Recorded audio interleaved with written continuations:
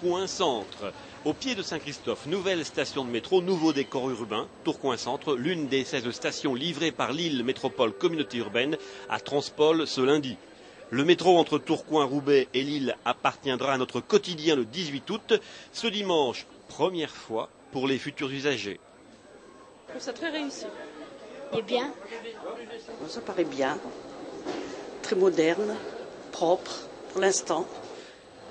Chaque station est différente, décorée par un architecte qui a laissé libre cours à son talent. La découverte ne fait que commencer.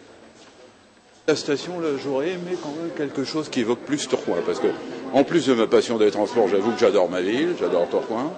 J'aurais aimé quelque chose qui évoque franchement la ville. J'aimerais bien que ça démarre, pour voir ce que ça donne. On attendra le 18 août. La cause gay progresse et pas uniquement dans les rues de Lille à l'occasion de la Lesbian and Gay Pride de samedi. Le Pax vient sans tambour ni trompette d'être adopté par l'Assemblée nationale. 4000 personnes chamarrées, vibrantes, sexy ou provoques pour dire la joie, faire la fête ou simplement se montrer. Sur les trottoirs, pas de quolibets ni d'insultes homophobes, mais des familles venues voir passer le défilé. 3 heures de marche dans la ville sous un soleil d'été et une méga bringue pour terminer à l'aéronef.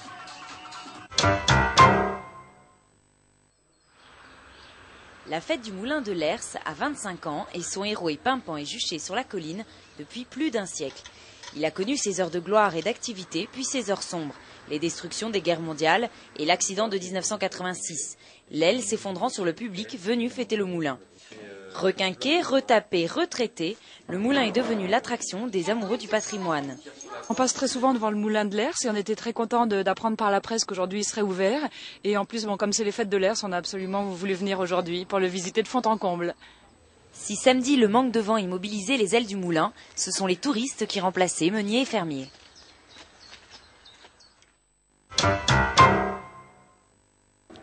Pierre Mauroy souhaitait entrer dans le 3e millénaire à pas de géant, c'est chose faite grâce aux fêtes de Lille. Malgré un temps maussade, les 200 géants ont défilé devant un public nombreux. Dans ce cortège, 2 géants attirent les regards, Lidéric et Finard. Ils sont magnifiques, hein. Ils sont bien, ils sont beaux. Je ne pensais pas que ce serait aussi bien fini et tout ça, c'est vraiment magique. Pour bouger 250 kilos sur 6 mètres de haut, il faut des porteurs. Grâce à eux, Lidéric et Finard prennent vie. 7 équipes se sont relayées le long du cortège. À chaque changement, 7 porteurs prennent place sous les jupes des 2 géants lillois. On n'a pas le temps de se fatiguer, on marche sur quelques centaines de mètres et on se relaie. Donc il n'y a pas de lassitude au niveau des épaules. Et ce qu'il faut, c'est ne pas porter avec le dos, mais porter avec les jambes. À l'avant des 2 géants, Marjorie et Sylvain. Leur rôle est essentiel, ils ouvrent la voie, ce sont les coordinateurs. 3 équipes par géant, bonne coordination, les géants ont dansé, tout le monde est content, tout le monde est ravi.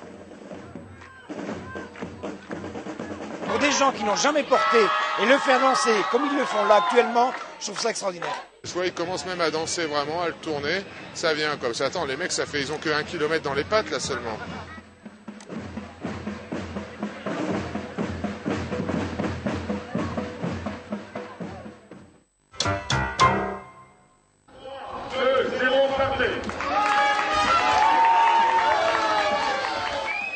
Chaussée humide et glissante pour le championnat de France de voitures à pédales. L'une des épreuves se disputait dimanche à la Madeleine sous les averses de l'été.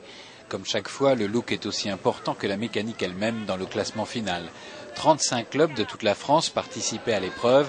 La Madeleine était triplement représentée, notamment avec l'équipe des jardiniers. Il y a 15 ans que je fais des voitures à pédales, donc la motivation, elle est faite d'office, quoi. Derrière les masques, la couleur et la fantaisie, une vraie préparation pour des gagneurs amateurs. Des petits tours au bois de Boulogne, des petites heures d'atelier pour bien préparer la voiture et puis un petit casse-croûte avant et puis c'est bon. Les coques en matière plastique montées sur châssis alu ont souvent demandé des centaines d'heures de travail aux coureurs. Ce n'est pas cela qui les arrête. La Fédération française de clubs de voitures à pédales compte aujourd'hui 1400 véhicules.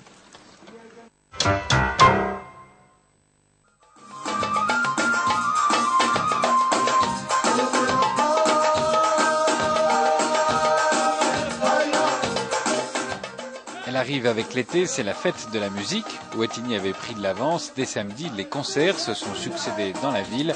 Point d'orgue le soir.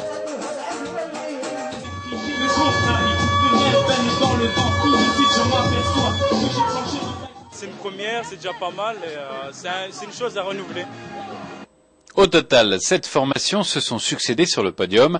Un avant-goût de la déferlante musicale.